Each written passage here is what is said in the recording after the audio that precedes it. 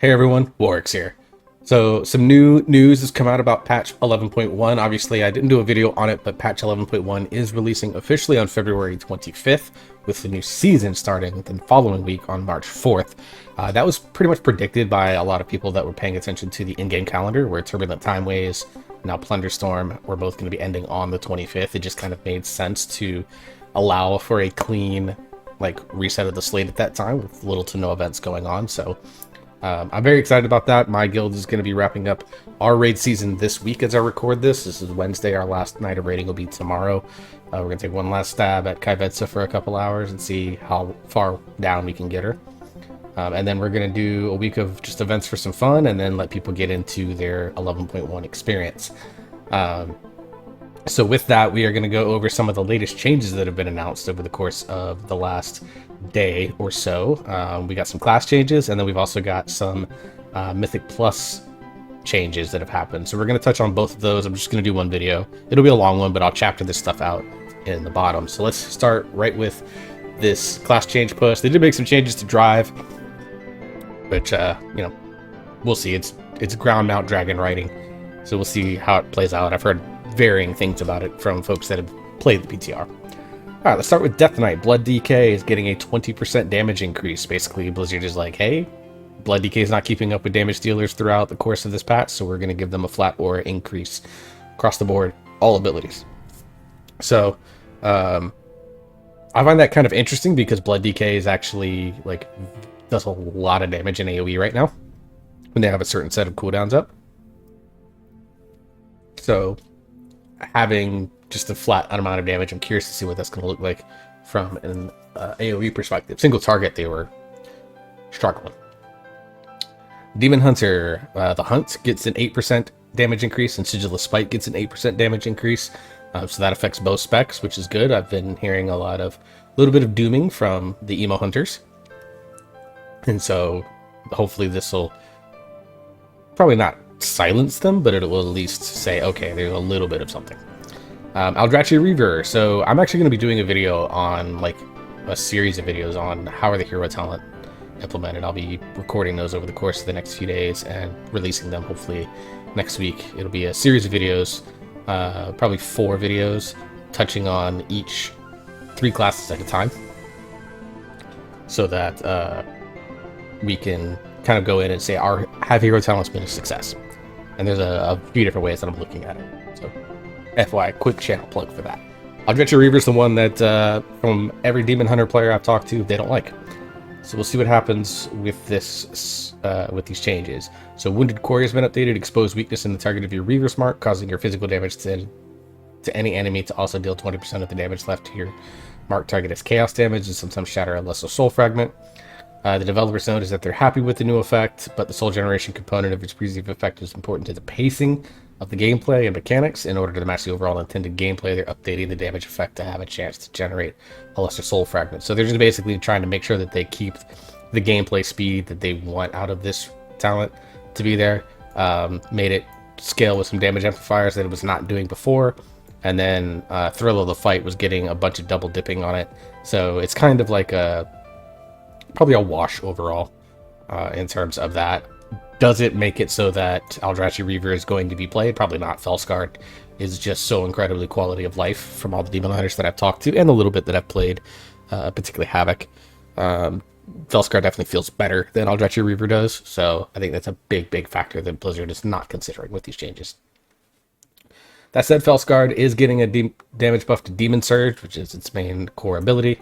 And then Flamebound bonus to Immolation Aura, critical strike bonus damage was jumped from 30 to 50%, so a little bit of better crit scaling, basically, with Felsguard, even though the Demon Hunter, Havoc in particular, is still like a super hyper haste mastery class from what I understand. So Havoc is getting a 5% aura buff, Blade Dance is getting a 33% damage increase on top of that. It does not affect Death Sweep though, which is the name of the ability inside your Metamorphosis. Immo Aura is getting a 12% damage increase. Demon Hide was getting inflated bonuses from Immo Aura, Sigil of Flame, the Hunt, Sigil of Spite, and Burning Wound. So that's been fixed. That's probably why you're seeing Immo Aura and Blade Dance and this Aura buff kind of compensating for a lot of those nerfs. So how much this is going to be a overall buff. It's probably still a buff of like 2 to 3%, but it's not going to be like this massive grant. And then they made the 4-set bonus give 2% critical strike chance instead of 1%, so small tier set bonus. Tier set bonus is something I've touched on in like some of the class change videos that I did, but not something for every single class. Generally speaking, I am pessimistically curious. Not expecting much, but we'll see. And then Vengeance also got a 20% damage buff with Demon Surge getting a slight reduction from 20% to 10%, so it does like less DR, I think. Basically, it sounds like we're going to get this big aura buff to tanks across the board. So we'll go from there. That ends with Demon Hunter.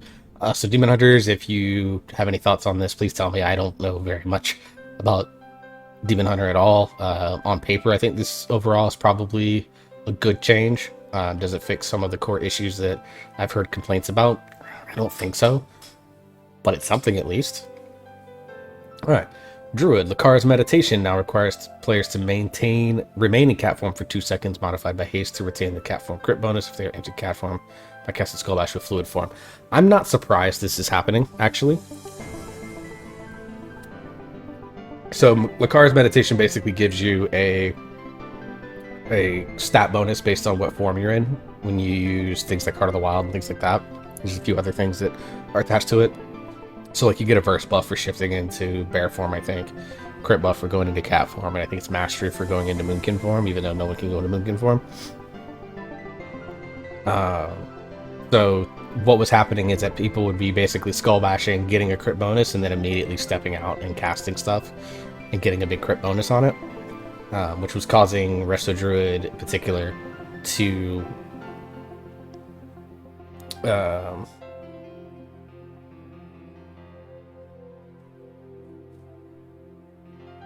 it basically was a way for druids to kind of Resto Druids to shapeshift to get a big stat boost and then get out and actually do probably more healing than what was slightly intended. So this is now making it so that you have to at least cat forms to either skull bash, mostly that's what they were using it to get into cat form 4, and then at least throw like a rake or a thrash or something, and then you can shift out and get your crit bonus off of that. So you're basically making it so that you are giving up essentially 2 GCDs in order to gain this bonus, which I think is a fair trade-off for it. And then Guardian, of course, gets that 20% tank damage bonus across the board. And Master Shapeshifter now refunds 30% less mana from caster form spells. So what Master Shapeshifter does, if anyone's not aware of it, is that when you use abilities in cat form or when you use Wrath or Starfire, you would gain mana back. And because of the way that, like, even though the cat weaving is like clearly the better option, for mana restoration, it was actually better for you to stay out in Wrath if you needed to get mana out and you had like a low damage period, or if you were in a raid and you needed to recover a little bit of mana, and you know you've got a cooldown coming up from another healer or something like that, you could sit there and just Wrath and you would get like back to full mana fairly quickly. This is not going to make it so that you're getting slightly less from that. I think ultimately it doesn't matter because, again, the Wrath weaving in particular was not the biggest deal. Evoker. Disintegrate now displays a more subtle visual when viewed by allies and raidens and dungeons. That's probably okay. Augmentation gets a slight nerf to Rumbling Earth, which is going to deal 30% of upheaval's damage instead of 50. Breath of Eons with maneuver ability would extend Ebb and Might from the free upheaval proc from the Liberation of Undermine 2-set bonus. Interesting that was happening. They reduced the chance to trigger by 35% on the 2-piece, and then 50% chance to trigger an Essence Burst on the 4-piece. So Augmentation kind of just got straight nerfed, which my opinion on Augmentation is that I'm glad the people that enjoy that style of play get something like that in this game. I don't think it's good for the game until you have 3 or 4 specs that they kind of have to compete off of each other with. All right, and then Devastation gets a 4% aura buff. So not only are they getting a less like messy visual for friends, they're getting a slight damage buff overall. I I think it's good. I think Devastation is actually like sneaky good as a caster right now, but because Augmentation carries both the reputation that it has and it, up until this upcoming patch, was also buffing tanks and healers, it was just like impossible to not take it into high-end content. Although in this raid tier, there were a lot of fights where Devastation was actually significantly better than Augmentation because of the way the damage profile worked for Dev with the triple disintegrate or mass disintegrate, and things not being on like clean 2-minute cooldowns the entire time. BM Hunter, Beast Cleave's getting a reduction from 90 to 80%, as does Kill Cleave. So they specifically put in a hook like this so that they could better tune Beast Mastery AoE. As someone that is gotten back into playing a little bit of BM, just as a change of pace from survival, I can definitely tell where something like that would be valuable. And from some of the preliminary research that I did on the spec on PTR, was doing a ton of AoE damage, so probably a good change overall. Call of the Wild now reduces the cooldown of Barb Shot and Kill Command by 25% per pet summon versus 50%. That's also probably good. Beast Mastery was either resource flooded or resource starved. There was kind of no in between. That's been my experience so far with it. Of course, I'm not perfectly statted out with the haste necessary to make the spec feel really good, but I'm at like 14%. Really want to closer to 20. Right, casting Dire Commands to grant stacks of Font Master's Call. That was an issue that was occurring. That's good. And then the pack leader Bear granted stacks of Hunt's Master's Call. Apparently that was busted as well. So some targeted stuff for Beast Mastery side of the pack leader tree, and their own stuff impacting this talent Hunt's Master's Call. Windrunner Quiver bonus precise shot stack increased to 100%, down from up from 50, so buff to the precise shot stacks. Bullet Hell rapid fire cooldown reduction increased to 0.3 seconds, and volley reduction cooldown to 0.5 seconds. It was a quarter second on both, so slightly better CDR. Never a bad thing. I've been hearing the feels a lot slower to play because the CDR stuff isn't as impactful, so this hopefully fixes some of that. And then Aspect of the Hydra secondary spell effectiveness increased to 60% versus 40. I don't know if this is going to make this actually a playable talent, but who knows? I'll let specialist tell me more. Flanking Strike damage gets an increase by 30% damage. I think that's actually good. Flanking Strike definitely fell off when it started to, as you started to get more and more stats. Its damage just didn't scale the right way, so just giving it a flat or above is probably a good thing. Corrected an issue where Frenzy Strikes was gaining against pets damage bonus twice. Okay, that's a good bug. Fear of the Eagle gets a big damage bonus. Now splashes 8 units instead of 5. That's actually good. It's going to keep Fear of the Eagle probably really relevant in Mythic Plus and AoE builds, which I'm actually a fan of. I like Fury of the Eagle. It's a interesting. It's basically Fist of Fury, but it has a cool eagle sound. So as someone that plays a lot of Windwalker, having a 3-second channeled ability, I don't think twice about it.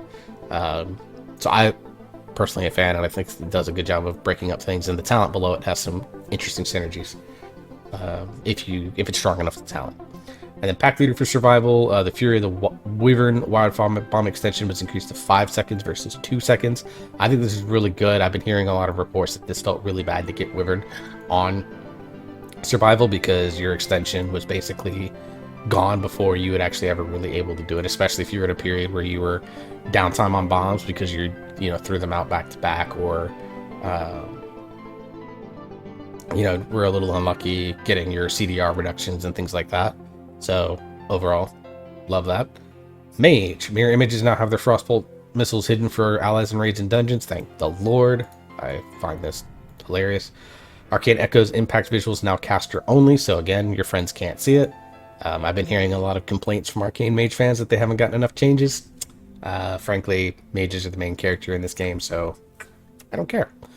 Frostfire for fire now gets cooldown of 5 seconds on Meteor when it's consumed instead of 3 seconds. Isothermic Core now causes Comet Storm at 250% effectiveness versus 200. A Flash Freeze Burn can no longer trigger combustions granted from Sun King's Blessing or Time Anomaly. That's interesting because I didn't know that was happening. And they've also adjusted the effects for Flash Freeze Burn on Icy Veins granted by Time Anomaly, so cool. Water Jet from your Water Elemental is now hidden for Frost Mages from your friends, and Blizzard got a slight damage reduction. I think that's fine. I've been hearing a lot Mages, I think, are in a really good spot. They're not like overpoweredly busted, but they're not like super weak. And all three specs are playing at a pretty decent pace right now.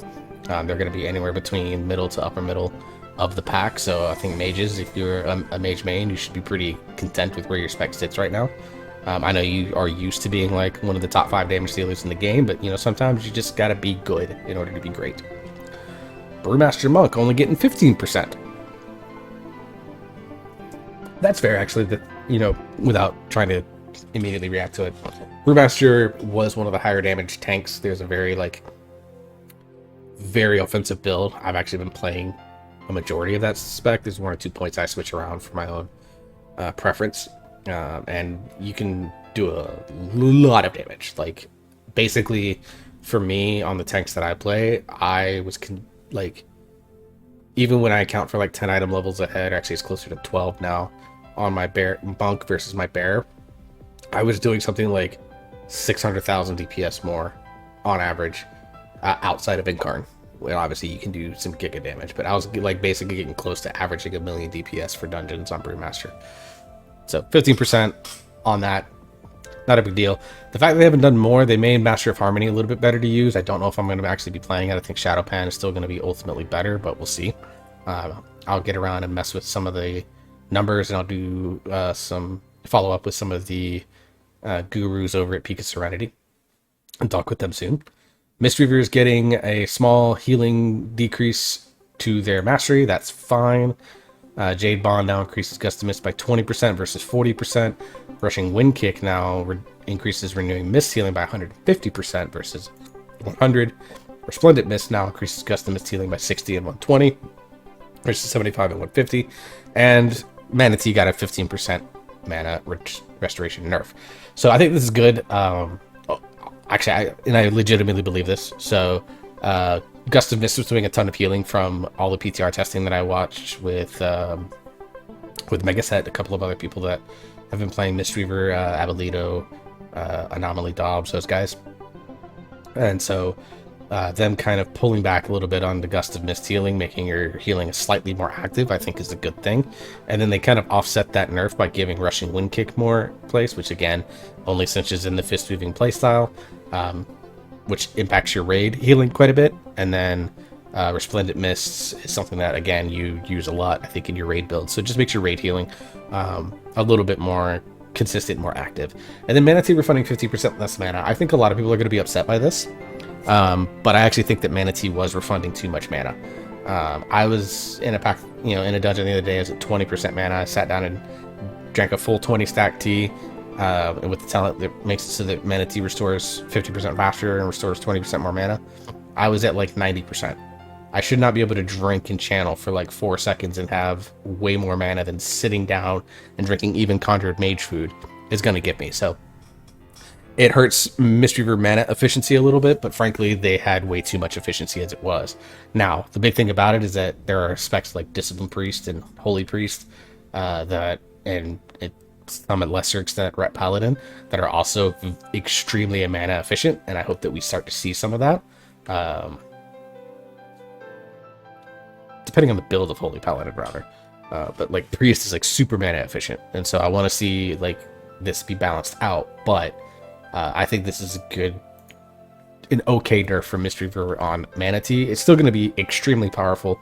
You're still going to use it all the damn time. It still has the very powerful mana reduction that goes with how long you channel it, so you can Mana Tea into a Yulon window and get a ton of value still out of it. So it's still like a very powerful ability. It's just not like busted. Holy Paladin Beacon Virtue gets a slight mana reduction. That's going to make my Holy Paladin friend happy. And then Prod, of course, getting the 15% damage buff that all tanks are get. Final Reckoning gets a massive damage buff. It kind of fallen out of favor to Execution Sentence, even in AoE, where Final Reckoning is kind of meant to shine. And they fixed an issue causing Divine Hammer duration to be extended more than it's been expected, so some bug that happened there. And then for Herald of the Sun, which my understanding is not a build that's played a ton right now, got some small damage increases here. Overall, good. Atonement's heal impact is now reduced for allies for Discipline Priest. Other than that, I think Discipline Priest is in a really good spot for most raiding guilds. Like upper high end are dooming a little bit, but that's if you're like really on the cutting edge of content. I think for a majority of raid guilds, Discipline's going to be a powerful healer if you have someone that knows how to play it well. That's always been the key with Discipline, is if you know how to play it, you're always going to shine because you have barrier and great ramp counterburst damage healing. And those that don't play it well, like me, are going to look like fools. Ellie Shaman, Chain Lightning Overload, and more subtle visuals. So basically they're giving more subtle visuals to Elemental Shaman. I think that's fine overall. Enhancement, Hot Hands duration gets reduced by 2 seconds. Ashen Catalyst now increases the damage of Lava Lash by 8% versus 12%. Chain Lightning increases the damage of Crash Lightning by 10 versus 20. We're getting Electrostatic Wager doing 15 versus 18. Chain Lightning gets reduced, Wind Fury attack damage gets reduced, and their force set gets increased from 75 to 100%. So DPS nerf across the board for Enhancement Shaman. I think that's probably pretty fair. Enhancement Shaman was by far the best melee spec, I think. There was no other melee that was really even close to it, I don't believe. I mean, maybe Unholy Death Knight in very specific setups in Mythic Plus, but like, you were just like, Enhancement was so dominant melee wise that it kind of pushed all other melee specs out of Mythic Plus metas and things like that, and it made Enhancement was the outlier versus everything else being kind of close together. So Tempest is also getting a secondary target damage reduction, and Lightning Rod is 8% versus 10%. And then Totemic gets 18% reduction down from 25%, and Surging Totem Tremor reduced by 10%. And then Healing Wave is getting more mana efficiency. So overall for Shaman, I think you're still in a really, really good spot. I still think Enhancement is a strong melee class. I think it's going to be very well worth having one if it is your Shaman buff. Although both Enhancement, Elemental, and I would argue Restoration are all in, I think, very good spots right now. Shaman is having the best expansion it's had in years, so that's good to see. Warrior Arms gets a Mortal Strike, Overpower, Execute, Slam, and Whirlwind damage. Colossus is getting its main ability Demolish as a damage increase. Practice Strikes increases the damage from 15 up to 20, and then Arterial Bleed increases Deep Wounds and Rend damage by 5% versus 3%. And then Slayer gives Opportunist a 25% bonus to your next Overpower versus 20%. So they're just basically, without aura buffing arms, they basically aura buffed arms, because all of these abilities are kind of like your main core abilities in single target, with Whirlwind being thrown in for AoE. Colossus, I struggle with Colossus. It's really good in Mythic Plus. When you can finally get up like a full stack Demolish, you hit really, really hard, but it just kind of feels out of place. Like, it feels much more in line with what should have been Fury, and they should have gotten Mountain Thane instead, but it is what it is. That's going to be a rant for my next video. So Arms Warrior flat buff, that's good for Arms Warrior players. I still would like to see them do something with the playstyle of Arms to make it less samey than what it's been for almost 20 years now. But it is what it is. And then Fury Warrior also getting, with Whirlwind and Onslaught, getting big damage. So Whirlwind obviously contributes to their AoE. So it's not that the damage of Whirlwind doesn't matter so much as the buff it gives you for AoE purposes. So I don't see that as a big deal. And then Onslaught, there are some single target builds that run Onslaught, so that could help there with some single target damage. And then Mountain Thane gets some straight up buffs, with Thunderblast being increased and Strength of the Mountain being increased as well. Mountain Thane you really only see in, obviously, Mythic Plus situations. It's kind of awkward. Like, I played a Fury key the other night, and it was just really weird trying to remember to use Thunderclap in the build. It just felt awkward, which is why I think it should be there. Like, if I had Colossus and it scaled off of like Rampage hits, oh boy, you bet I'd be loving that. And then Prot also gets the Thunderblast damage in Mountain Thane, and then the 20% ability damage. Don't care about those, don't care about items. So that's the class changes on this. I think overall, these are mostly pretty good targeted changes. There's some specs that were left out. I would like to see some changes to Affliction Warlock, particularly when it comes to how they apply their dots in AoE. So I'd love to see that with Affliction Warlock. Windwalker Monk didn't really see any changes, although I think Windwalker's kind of one of those wait and see classes. We'll have to see. I'm very curious if Conduit of the Celestial is being played. Like, right now for me, it's only like a 0.5% damage loss over Shadowpan, but it offers like really, really strong burst potential, which in certain raid fights is incredibly valuable, and believe it or not, is actually good for double question mark Zekvir. Hit me up in the comments if you want to know about that strat that I used. Let's see, what other classes am I thinking of here? Feral, I would have liked to seen get some more changes. Lunar Inspiration is still very awkward to use in the build, so I'd like to see Feral get maybe some small tweaks to quality of life. But other than that, you know, Frost and Unholy are in weird positions. Like, they were very dominant DPS early, and then as people have gotten more and more gear, they've fallen off pretty hard. So I'm curious to see what their damage is going to look like next tier, when they haven't really gotten any damage increases at all. Unholy, I love the playstyle of Unholy right now. Frosty K I haven't played a ton with. Anytime we can play Breath of Sindragosa, I love it. Although Breath of Sindragosa Mythic Plus is kind of cursed. I would like to find a way for that to work, but I haven't played with it enough to figure out exactly if it will or not. So, but yeah, that's the class tuning on this. Let's go ahead and switch over to the blue post on Mythic Plus feedback.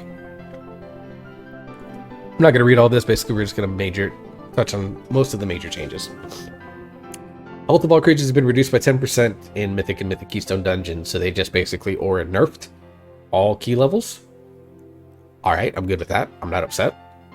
Blessing of the Eternal Flame out of Priory of the Sacred Flame has a 3-second cooldown, hits all targets within 10 yards, and then doesn't scale with Keystone level anymore.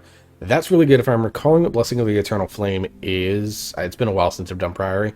It's one of the early spells that you get hit with, and it has, like, it trucks. So, and it was hitting everybody no matter what. So I think this now makes that a little bit better. Priory's Merprey, which I believe is the first boss. The failure effect of Blinding Light has been reduced by 95%. Jesus, that's a big nerf. The Neophyte's melee damage reduced, and the Power Overwhelming Area effect damage reduced by 70%. And then she cancels Inner Fire on herself when she has Embrace of the Light at the start of intermission. That's actually really good as well, because she was basically like getting this massive heal in the intermission when you couldn't really do much to her. So the fact that that's now being canceled out makes that boss fight much more fair. Devout Priest no longer casts Inner Fire. Good. And then they replaced the Priest with a Footman in the final chamber of the Priory. I like that. More melee white damage, physical damage, which tanks can mitigate better. And then they did the same thing with a Mage over a Footman there. And then Baron, Brawn Pike, Sacrificial Pyre to better communicate the number of charges remaining. That's the kick that you have to do, like the 3 interrupts that you have to do on the boss when he goes up the stairs. So that's a good one. Rookery, first boss gets a 12.5% health nerf. That's a big one. Stormrider's Vengeance is no longer applied to players while fighting the trash before Voidstone Monstrosity. So Stormrider's Vengeance is like the little extra action button. I think that's fine. And then the Voidstone Monstrosity is I think it's the second boss actually. Number of fragments summoned by null upheaval has been reduced to 3, which is good.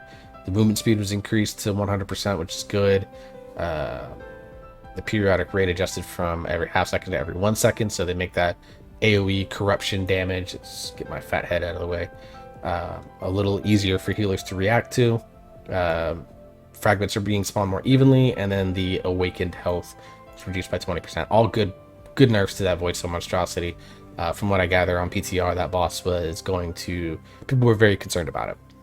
Cinderbrew Meadery, removed a patrol of hired muscles in the tasting room. I think that's okay. It's kind of cursed anyways.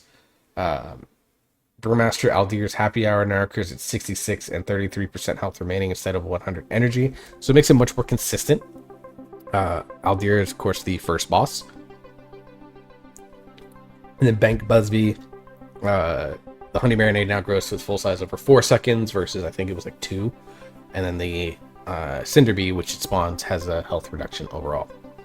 Good changes. I think Cinderbrew has got the potential to be an incredibly fun dungeon. Really looking forward to that one. Darkflame Cleft. This is the dungeon I'm most concerned about.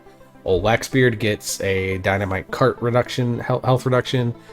Colt Arms now summons menial labors less often, so less ads coming in, which is probably okay, just especially for your tanks. And then Reckless Charge damage reduction by 37.5%. So his most dangerous ability gets nerfed.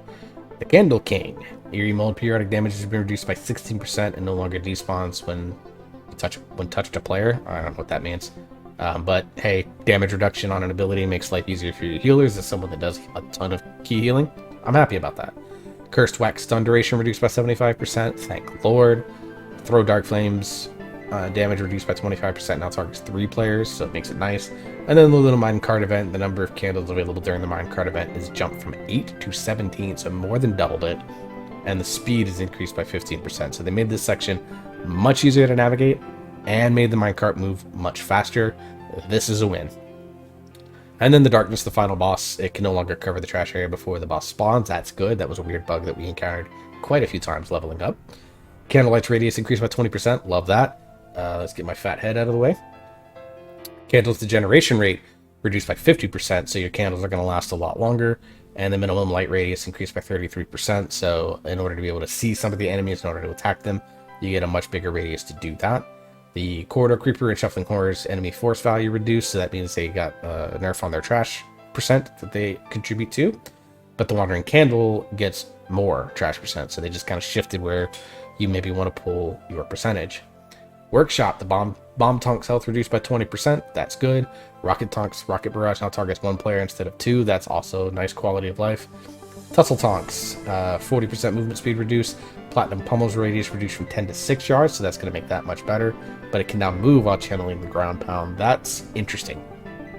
It's going to make it getting to the other hammers probably a lot easier in order to hammer off its protective plating. Metal Gunk Sticky Sludge has been removed. Oh, thank God. Hate that ability. Cujo gets 5 seconds on Venting Flames channel duration versus 3 seconds. So that's interesting because Venting Flames was... Oh, wait. I'm thinking of it wrong. It's probably... You have now 5 seconds to get in behind your block versus the actual, like, venting of the flames that go out that breaks the block was a channel. I think it now means you got that. So more time to react to that mechanic. It's probably not bad. Explosive now always targets 3 players. Good, because with RNG do it 4 or 2. It's weird. Improve the precast visual of Sonic Pulse, which is good. The mechanics overlock haste buff reduced from 100% to 20% and now stacks up to 5 times. So now it's Purge and Trank Shot possibilities to that, or Spell Steal. And then the Machinist Guard got a 10% flat health percentage. Again, that was the boss people were concerned about because there's a lot going on with that fight. And then the defense bots, Arching Zap, initial cool up increase and cooldown increase. So they're making those bots a little bit more favorable to play. That said, that last pack of trash is still going to be like really toxic. The Motherlode. Of course, you guys know this is the dungeon I'm looking the most forward to. Got a 6-minute timer reduction on its timer. I've heard that people were finishing that dungeon in like 31 minutes on average, and so getting it a 33-minute timer I think is probably safe. The Mind Lash from the Mastermind now targets a single player instead of multiple random players. Again, good for your healer. Bricks of Floodflame now cast Propellant Blast 3 times during the encounter, up from 2. So you got to deal with that mechanic 1 extra time, which is not hard to deal with. You just got to be mindful of it. The Carla Mines no longer explode when defeated or when players other than their fixate target move within range, but it did get a health increase as a result. And the last boss, Mogul Raztunk, gets a better notification when his homing target missile is casting, which is good because he would cast it, and then your healer would just have to like pay attention to whoever was taking damage in that moment because there was no way to know who was getting it. Theater of Pain gets a 3-minute reduction. That's good, but I think the reason that they did the reduction here is great, and it's basically because they completely attacked this first boss. So Destia the Decapitator gets higher swing timer, shorter MS reduction, but does get a stronger one. So strong but short versus long but a little bit weaker. And then the Mighty Smash cast time was increased, a full 1.5 seconds up to 4 seconds. Overall, good things with Destia. Usually she's the last one that you try to kill because these other 3 are like the worst. But that meant that your tank was basically never really safe from the moment the fight started until the moment the fight ended. But Karen the Virulent gets a 55% reduction in melee damage, no longer casts Plague Bolt, and the Spores now target players every 3 seconds and every 2 seconds. and the travel time is increased to 3 seconds from 1.5 seconds. Just makes all, like, he was always a pain in the dick to try and get gathered up with the rest of everything. Like, you want to try to keep these guys all tight together because they all have separate health pools. They don't share one. So we'll see. And then Sathel the Uncursed, Withering Touch now only targets 2 players instead of everyone, and Searing Death reduction is reduced from 12 seconds to 8 seconds. So good changes to Sathel. This Affront of Challengers fight, I think, just got a lot more manageable, which I'm very, very happy with. And then Kultharok got ability pacing cleaned up. His Well of Darkness was reduced, and Death Spiral's movement speed is reduced down to 40%. All good. Kultharok's a pretty straightforward boss anyways. The Operation Floodgate stuff, I don't really know what this means, but I mean, they did reduce damage on Kill the Barrier, damage reduction on Electric Crush. Swamp Face got a damage reduction, but his Awaken the Swamp did get an increase, so balancing where the damage is coming from. Reduction on the Spider Snipe, and the Backwash was reduced from 6 down to 6 from 10. So mostly nerfs in that dungeon. Overall good. I love what they're doing with this. So Mythic Plus, they said they kind of had a goal that they wanted to make Mythic Plus much more approachable for more players. We see that with the reward structure change. We've seen it now with the key scaling change. We're seeing it with the affix changes that they've made, and now we see that they basically touched like almost every dungeon in the pool here. Let's see, 1, 2, 3, 4, 5, 6, 7, 8. Yeah, they hit every dungeon in the pool with some changes and things like that to try and help make the barrier of entry better and the experience for those of us that want to push and push and push. Made that better. And then on top of all this class tuning here, where a lot of classes did get some nice little buffs, with 1 or 2 getting appropriate nerfs in my opinion. You know, this season is shaping up to look really, really good. It's clear that Blizzard listened to the feedback and learned some lessons from the very strange Season 1 that was the War Within Season 1. So yeah, I'm excited. I'm very, very excited. So if you stuck it out through all of this video, I appreciate it. Again, everything is going to be chaptered out. Like, share, subscribe. I'm on the road to, you know, like 1,500 subscribers. I think is the next big goal that I'd like to hit here on YouTube. Would love to hit around 200 followers over on Twitch as well. I think about 115 over there. So twitch.tv/works_BAA, because I'm too lazy to change my name over there. I will eventually do it and fix all the stuff that goes with it, but it's neither here nor there. So till the next video, hope you all stay safe. Hope you enjoyed yourself. You're having fun. You keep on gaming, and we'll see you next time.